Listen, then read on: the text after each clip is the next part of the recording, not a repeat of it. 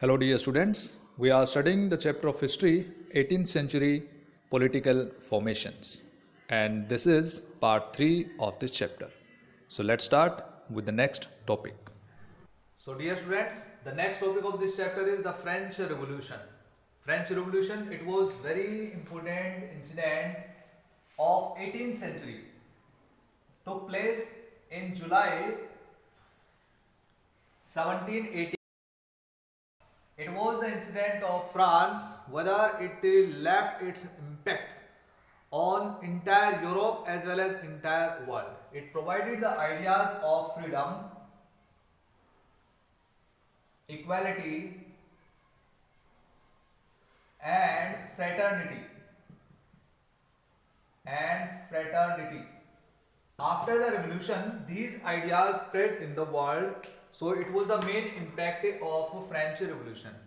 Now we'll study about the French Revolution. What was the French Revolution and why did it take place? Understand? French Revolution in the 18th century France. 18th century in France. 1774. In 1774, Louis XVI. Louis XVI, he was the king of Bourbon dynasty. He became the king of France. He was the absolute monarch. It means there were no restrictions on the king Louis XVI. If we see that why the revolution was taken place, the revolution was against monarchical system because he was the monarch, and in France at that time monarchy, or we can say that the dynasty government was there because he was the king of Bourbon dynasty in France. What were the causes? Social causes. The main was social cause because the society was divided into three estates.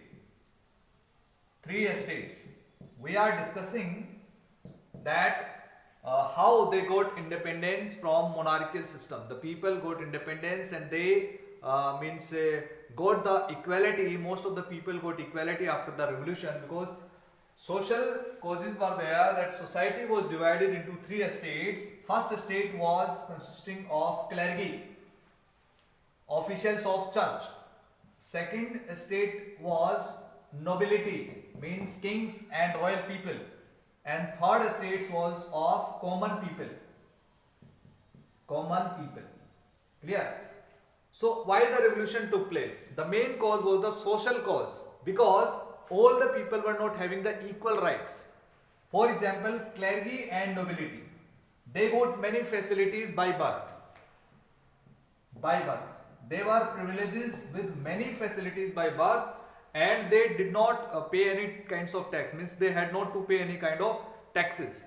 Common people were poor, they were not having the equal facilities, they had to pay the taxes, so they became poorer, and they were not happy with the social situation of France because on the basis of the birth the people were discriminated, because the common people, most of the people were peasants means 90% of the total population were peasants and farmers in France.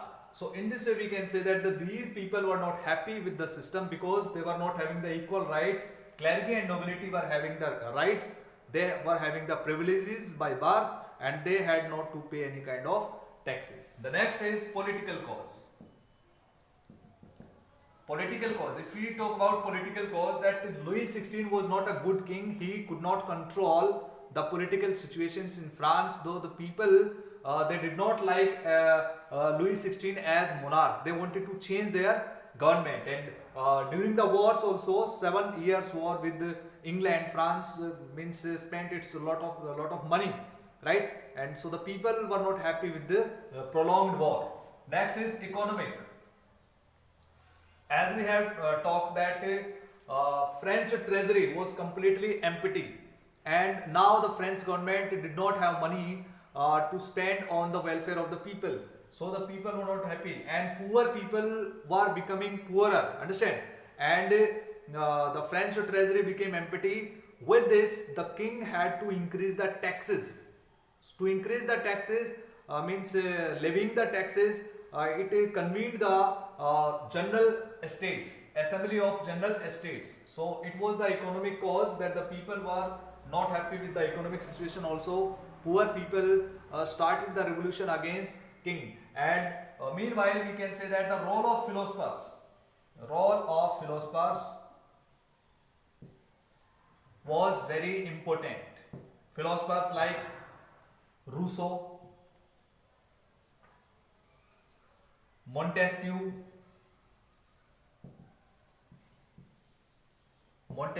and Voltaire, they played very important role in the revolution because they spread their ideas.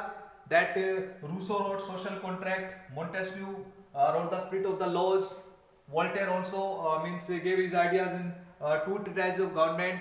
So the people, these kinds of philosophers were spreading their ideas to support freedom and equality. So the people became aware according to means aware regarding their rights, that the king should not have all the rights. The king is not the means representative of God. The state is not made by God.